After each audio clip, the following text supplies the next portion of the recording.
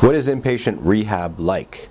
That could be very interesting. There could be a reality TV show on that one, because it could be pretty fascinating. But the general idea is people are living their lives just like they normally do, but in the safety and comfort in the confines of a rehab.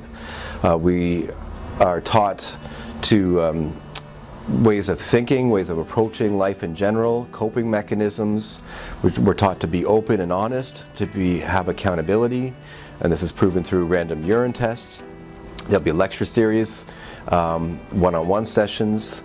There are with a drug treatment counselor. There's recreational activities to encourage people that life is about balance, and to have some balance, whether it's music, sports, exercise, but not to have too much of any one of those things.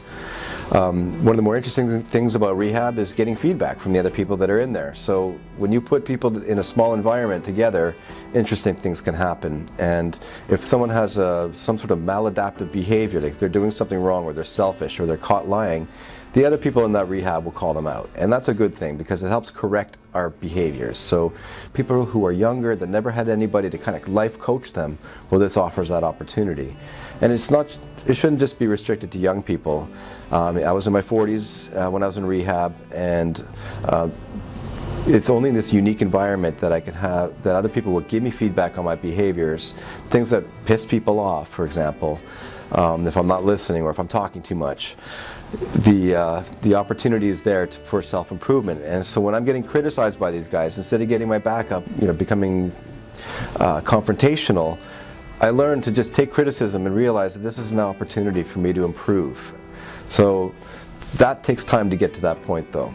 So rehab, inpatient rehab, is a safe environment to start changing our ways, to get out of our normal element, to have balance in life, learn skills of coping with stress, to have recreation mixed in with there, to be open and honest, and to take responsibility for my actions, and to give feedback and to receive feedback.